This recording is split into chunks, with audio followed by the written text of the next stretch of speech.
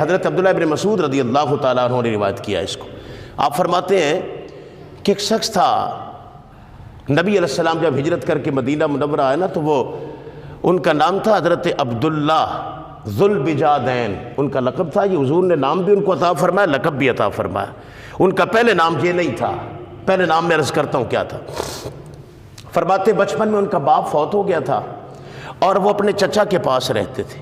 چچا مشرک تھا اور وہ کیا کرتے تھے، ان کے گھر میں رہ کے محنت کرنے لگے، مزدوریاں کرنے لگے. اللہ نے اتنا مال دے دیا کہ ان کے اپنے غلام بھی ہو گئے، جانور بکریاں بھی ہو گئی. مختصر نرز کر رہا ہوں.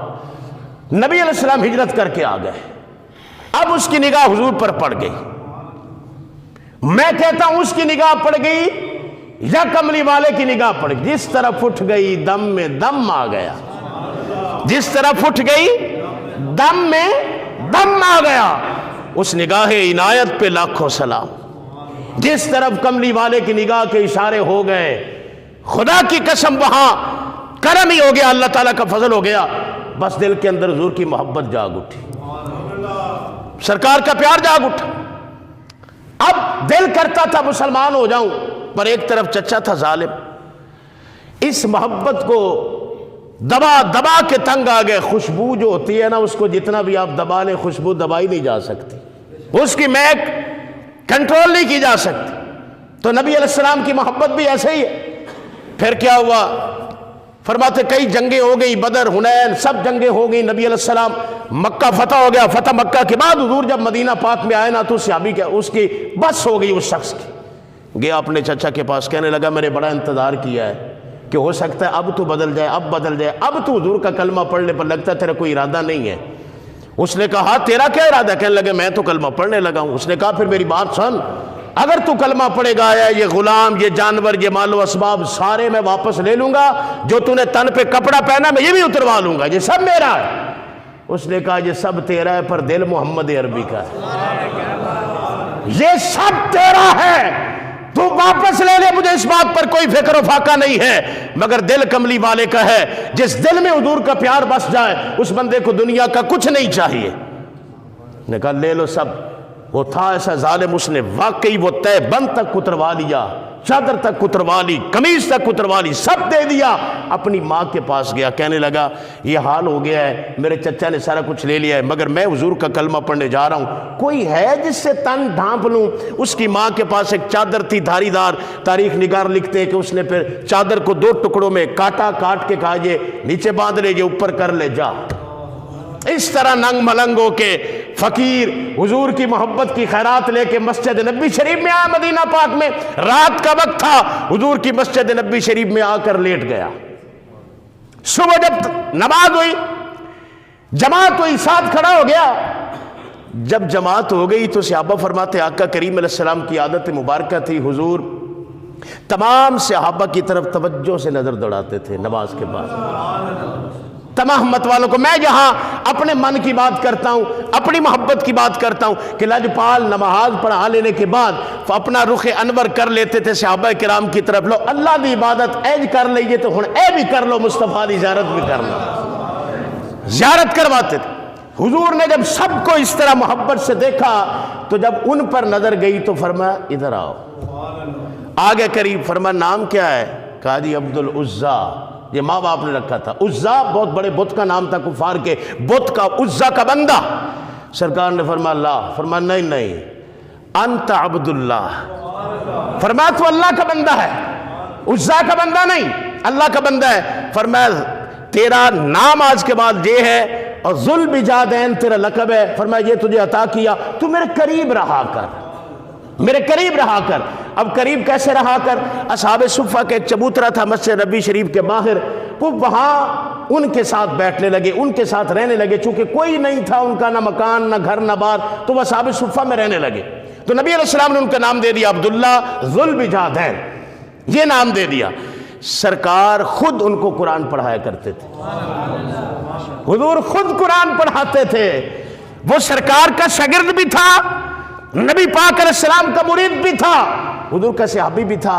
اور نبی پاک علیہ السلام سے قرآن سیکھتا تھا. صحابہ فرماتے, حضرت عبداللہ بن مسعود فرماتے بڑی جلدی انہوں نے کافی سارا قرآن یاد کر لیا. فرمایا مسجد نبوی شریف میں وہ بندہ دیوانہ وار تلاوت کرتا تھا قرآن کی. ایک دن حضرت عمر کہنے لگے یا رسول اللہ, یہ جو عربی ہے یہ اپنے انداز میں تلاوت قرآن کرتا ہے, حضور بڑی اونچی آواز سے قرآن پڑھتا ہے, مسجد نبوی شریف میں کئی ذکر و اذکار میں مشغول ہوتے ہیں, کئی تلاوت قرآن میں مصروف ہوتے ہیں, یا رسول اللہ اس کی بلندی آواز کی وجہ سے کئی ڈسٹرب ہوتے ہیں. سرکار نے فرمایا عمر چھوڑ دے, اس پر بات نہ کر, یہ وہ ہے جو اللہ اور اس کے رسول کے لیے ہجرت کر کے آیا. فرمایا تینوں پتہ نہیں پیچھے کی چھڑ کے آیا, سب گھر بار مال جائیداد تمام کچھ چھوڑ کر اللہ اور اس کے رسول کی خاطر آیا ہے. فرمایا جداں پڑھدا ہے انہوں پڑھن دین نہ چھڑیا کر, اسے نہ کچھ کہے. اچھا وہ فرماتے جس وقت تبوک کے لیے تیاری ہوئی تو وہ حضرت عبداللہ ذوالبجادین بھی آ گئے. لجپال میں بھی ساتھ جانا چاہتا ہوں. فرمایا چلو. فرمایا جب لشکر ترتیب کے ساتھ ہوا مدینہ منورہ سے باہر تو اب وہ صحابی آئے, حضرت عبداللہ ذوالبجادین کہنے لگے یا رسول اللہ جا رہے ہیں اللہ کے رستے میں, دعا فرما دیں کہ اللہ مجھے وہاں شہادت کی موت عطا فرمائے. حضور میں شہید ہو جاؤں, دل کرتا ہے اللہ کے نام پر قربان ہو جاؤں میں. سرکار نے فرمایا وہ سامنے بیری کا درخت ہے اس کا چھلکا اتار کے لاؤ. حضرت عبداللہ ذوالبجادین گئے, جا کے وہاں سے بیری کا درخت سے چھلکا اتار کے لائے. نبی پاک صلی اللہ علیہ وسلم نے ان کے بازو کے ساتھ وہ چھلکا باندھ کر اللہ کی بارگاہ میں ایک فکرہ کہا, سنیے. کہا یا اللہ میں نے عبداللہ ذوالبجادین کا خون دنیا کے ہر کافر پر حرام کر دیا, حرام کر دیا.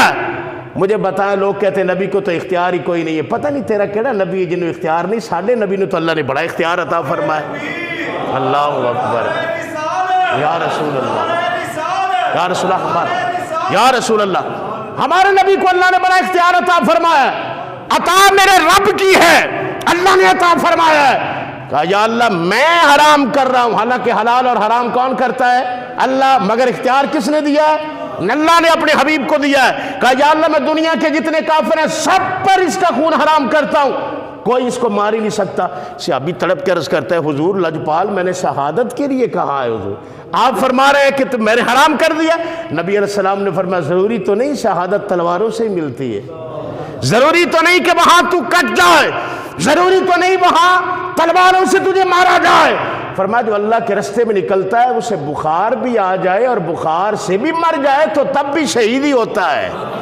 حالانکہ یہ معاملہ ہونا کہاں ہے, اب سنیے بات. لیکن لجپال مدینہ منورہ میں فرما رہے ہیں.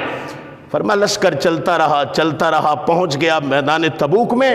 وہاں حضرت عبداللہ بن مسعود فرماتے حضرت عبداللہ ذوالبجادین کو بخار ہو گیا, بخار کتاب نہ لا سکے, طبیعت بگڑتی گئی حتیٰ کہ وصال کر گئے, فوت ہو گئے. نبی علیہ السلام نے کیا کہا تھا کہ تجھے کوئی کافر نہیں مارے گا, میں حرام کر رہا ہوں, مگر تو شہادت کی تمنا رکھتا ہے, اللہ تجھے شہادت کا رتبہ ضرور عطا فرمائے گا لیکن اس طرح عطا فرمائے گا. شہید ہو گئے, فوت ہو گئے. صحابی فرماتے ہیں اب میں تمہیں بتاتا ہوں ان کے دفن کا منظر کیا تھا. اور مرنا تو سب نے ہے, کس نے رہ جانا ہے, مگر کتنی خوبصورت موت ہے. فرماتے رات کا وقت تھا, ان کو سپرد خاک کیا جا رہا تھا. ان کی قبر کے کنارے پر کھڑے تھے مؤذن رسول حضرت بلال حبشی رضی اللہ تعالیٰ, ہاتھ میں پکڑی ہوئی تھی ٹارچ, لالٹین, اس وقت جو بھی بتی روشنی وہ پکڑی ہوئی تھی آپ نے شمع. اور حضرت ابوبکر صدیق اور حضرت عمر فاروق رضی اللہ تعالیٰ عنہ وہ ان کی میت کو اٹھا کے قبر میں کھڑے تھے لجپال کریم آقا محمد عربی صلی اللہ علیہ وسلم, اور وہ اس طرح قریب کر رہے تھے میت کو, سرکار میت کو پکڑ رہے تھے اور سرکار فرما رہے تھے ابوبکر عمر اپنے بھائی کو میرے قریب کرو, قریب کرو. وہ جنہوں نے چھوڑ دیا تھا سب کچھ اور لوگ کہتے تھے لا وارث ہو گیا ہے, اور لا وارث وہ نہیں ہوتا جس کا ہاتھ محمد عربی پکڑ لے, وہ لا وارث نہیں ہوتا جس کا وارث دو جہانوں کا بادشاہ بن جائے, وہ بھی بلا لا وارث ہوتا. اتنی حسین, میں کہتا ہوں بادشاہوں کو بھی رشک آئے ان کی موت پر, اور آیا بھی. صحابی حضرت عبداللہ بن مسعود فرماتے ہیں میں کھڑا تھا وہاں, میں بھی صحابہ میں کھڑا تھا.